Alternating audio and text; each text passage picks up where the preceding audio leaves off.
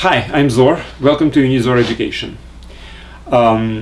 We have been talking about matrices as a convenient way of representation of linear transformations.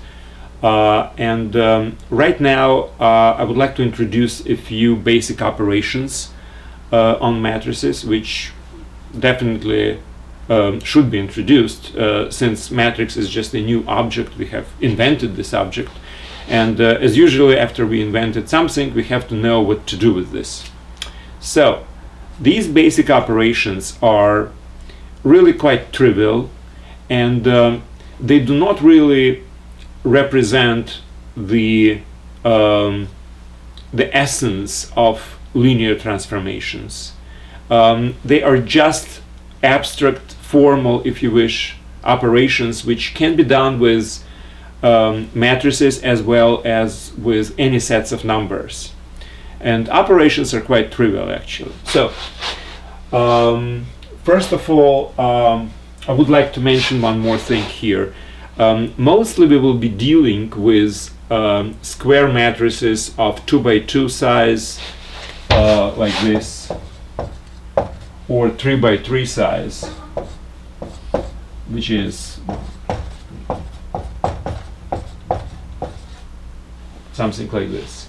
So these two types of matrices represent linear transformations of plane, two-dimensional space, and three-dimensional space.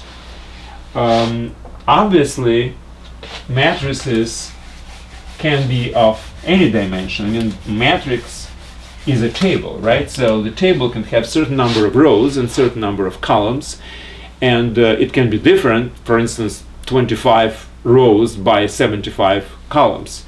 We will just probably spend a little less time on these abstract matrices and spend more time on square matrices of 2 by 2 and 3 by 3 size. However, whatever the operations we are talking today, they are applicable to all matrices of any dimension. So let's start. First operation is addition. Okay, now basically it's again not really related to matrices, it's related to any two sets of numbers.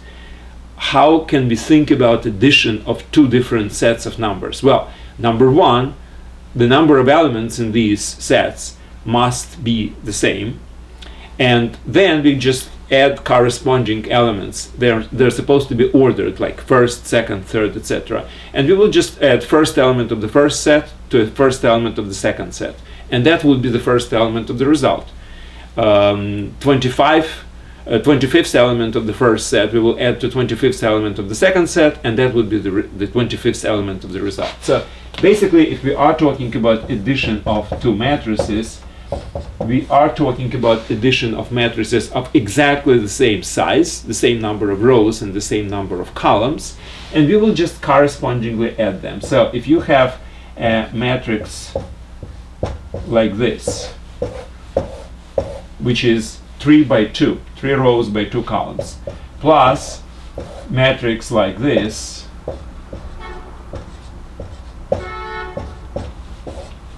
also 3 rows and 2 columns. It's very important, so the sizes are supposed to be the same. Then the result will be, okay, first row, first column, 3, first row, second column, 3, second row, first column, 6, 4 and 2, 6, 5 and 4, 9, 6 and 5, 11. So we are adding corresponding elements. The element at row I, column J is added to row I, column J, getting row I, column J of the result. So that's basically the addition. Now, it's quite obvious that this addition is commutative.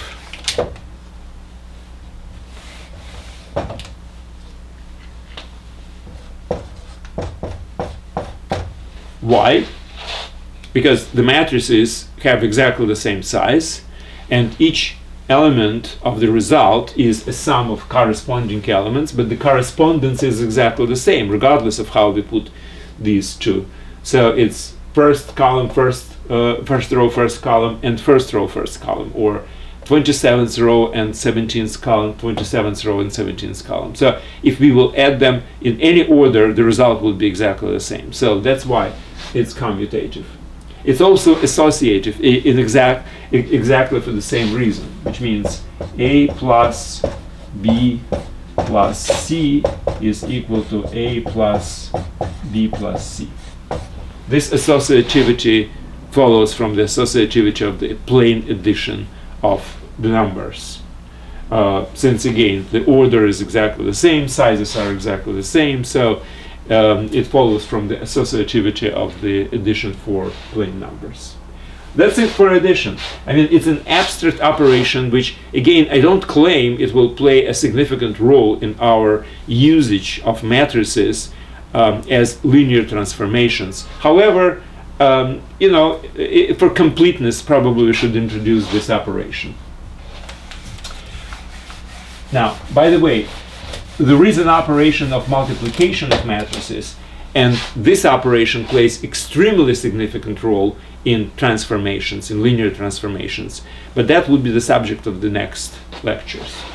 All right, now next, again, quite trivial operation. It's multiplication of the matrix by scalar number lambda in this case. Now, it's basically a multiplication of each element of the matrix A by a scalar, a plain number lambda. So if you want to multiply 2 by matrix 1, 2, 3, 4, then you will get 2, 4, 6, 8. So you multiply this number by each of those guys. Now, again, since the since there is a correspondence between this matrix and this matrix, it's the same size, the same number of elements in each row, in each column, and each element is just of the new matrix is the old one times this particular number. Then it's quite obvious that if you will have two numbers, let's say lambda and mu times A, then you can multiply this way. Now this will give you a new matrix, and the new matrix is multiplied by the number. It will be again a matrix. It will be the same as if you will multiply the numbers by themselves, and then the result will multiply their matrix A. So that's very easy to see, because again the numbers as they are multiplied are associative. Similarly, you can say that there is also the associativity as far as multiplication of the numbers, something like this.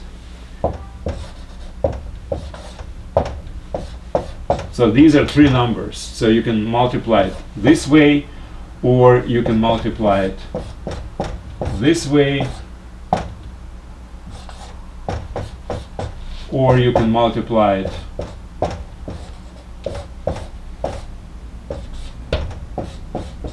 this way. Doesn't really matter, because again these are all numbers, and this is a matrix which has exactly the same size as the result, and every member of the resulting matrix is just a result of multiplication by these numbers. Now, what's also interesting is now we can introduce the distributive law, but again it's only distributive as far as multiplication by a scalar. So this, where the addition of matrix is, as I was explaining, just corresponding addition of each element, obviously it is exactly the same as this. And this distributive law follows from the distributive law of plain addition, because for each element of this matrix and each corresponding element of this matrix, that would be true.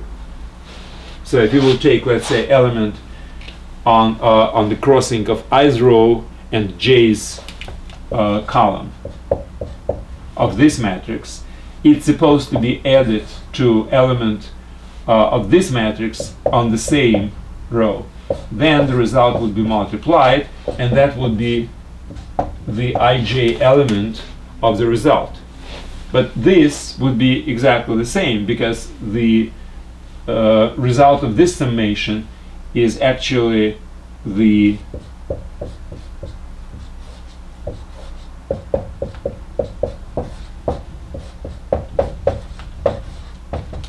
ij's element of this matrix plus ij's element of this matrix, and that would give you the ij's element of the result, right?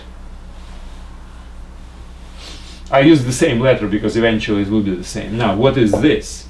The ij's element of this matrix is lambda times aij, and this matrix would be lambda bij, right? And now we can factor out lambda, because for real numbers this is the distributive law is true, and that's why we see that this is exactly the same as this, and that's why we will have exactly the same result as this. This is actually a proof, by the way.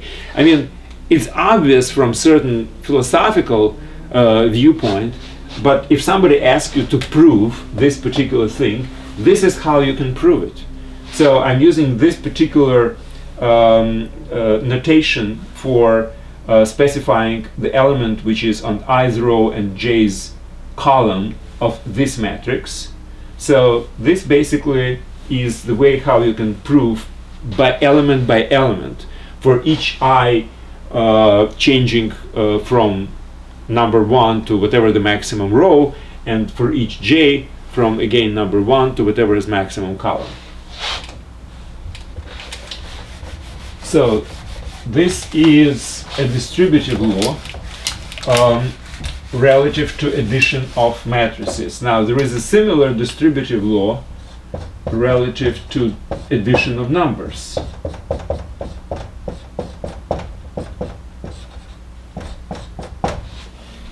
And the proof is exactly the same. Let me just use this particular notation I have just introduced. So let's take the element, well, first of all, the dimensions of the matrices are the same, right? Because dimension of the matrix A doesn't really change if you multiply it by a number, doesn't change if you multiply by another number, and doesn't change if you add them together. And again, it's exactly the same as multiplication of A by some number. So the dimensions on the left and on the right are exactly the same. So let's check what is the element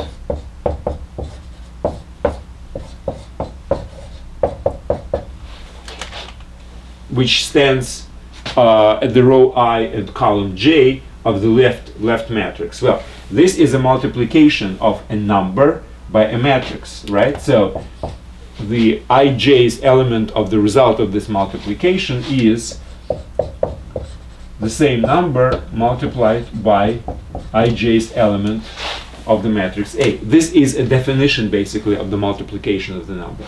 But this is the same as this. Because among numbers, we know the distributive law is true. Now, what is this? I can say that this is, again, by definition, an ij's element of this matrix. And this is, by definition of the multiplication of the matrix by number, is also the same thing, ij's element of this multiplication. Now, if I have two matrices, the definition of addition is the ij's element of the result is a sum of these two elements.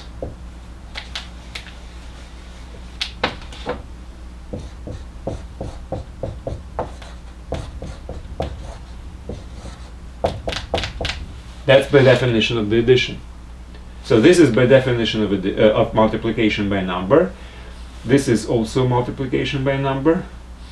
And this is the definition of addition of two matrices. That ij's element of the result is sum of ij's element of the components. That's basically the proof, right? So we have proven that every element which stands at row I and column J of this matrix exactly equal to the ij's element of this matrix. That's why matrices are exactly the same. Okay, and the last operation on matrices, it actually is not exactly that trivial as these two, and it also will play a significant, well, more significant role when we were using the matrices as transformations. Now, it's called transposition of the matrix, and let me just explain what it is on an example. Let's say you have a matrix like this. Now, transposition is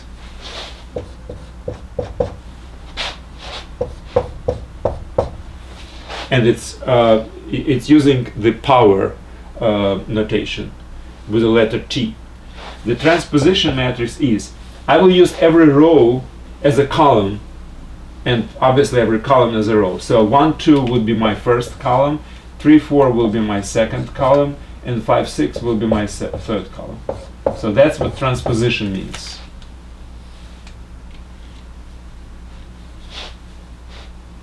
Okay, so I just, I don't know how to say it. I transpose matrix. I should say revert, but it's not a reversion. It's basically transposition. Now, if we are talking about a square matrix,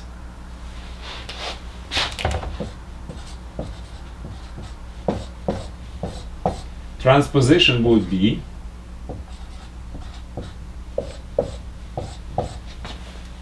now, look at these two. They are symmetrical relative to the main diagonal, right? So whatever stands on the main diagonal of a square matrix doesn't really change the transposition. That doesn't really change during the transposition. And whatever elements on the top right corner go to the bottom left corner, exchange places with them. So it's like a reflection relatively to diagonal. With non-square matrix, you can't really say it's reflection, but basically the sense is exactly the same. Now, since you understand what exactly I mean when I'm talking about transposition, let me just talk about exact definition. So let's consider you have a matrix A which has a dimension m by n. So m rows and n columns. Since I'm using rows as columns, now my dimension of the transposed matrix would be n times m, right? Since every row becomes a column, and every column becomes a row, so number of columns becomes number of rows, and number of rows becomes number of columns, right? So this is the result. And indeed, in this case, this is matrix 3 by 2, right? 3 rows by 2. And this is matrix 2 by 3. 2 rows, 3 columns. So this is number 1. Number 2, if you take an element ij of this matrix, by definition it's element ji of the original matrix, right? Look at this, for instance, this 2, it's 1, 2, and this 2 is 2, 1, second row, first column. 3, this is second row, first column, so the coordinate of this is 2, 1. Coordinate of this is 1, 2. So indices are changing places. So that's basically a definition. This is a definition of the operation of transposition. Now, what kind of properties of the transposition we can mention in this particular case?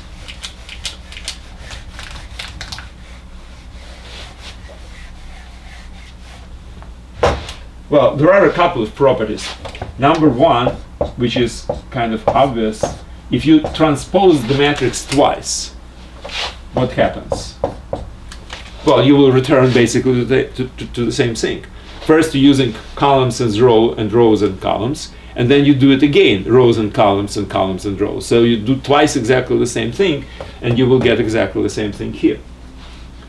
Now, another trivial property is this one.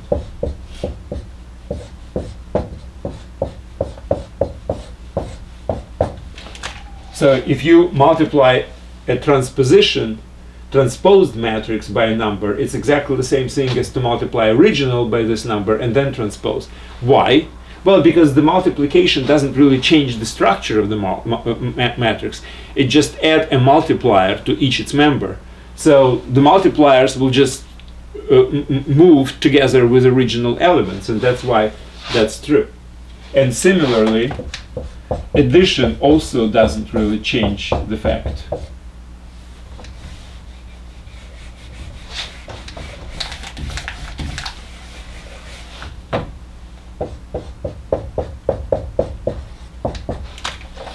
So first you add two matrices, and then you transpose the result. Or you transpose the results of each individual matrix and then add them together. Obviously we'll get the same thing. Now, as far as the proof of this, I don't want really to go into the details. It's kind of trivial. So these are properties of the operation of transposition. Again, that actually, this operation will play some role further on. As far as the previous two operations, multiplication by a number and addition of two matrices, well, they have a really very narrow application in other cases, in other topics related to matrices. But probably it would be necessary just from the formal standpoint, from the abstract standpoint, to introduce them. Well, that's it for today. And again, let me remind you that these are very basic operations, very simple operations. The most important operation on matrices is multiplication of matrices, because it's really reflected the transformation character of the matrix. And that will be the subject of the next lectures. Thank you and good luck.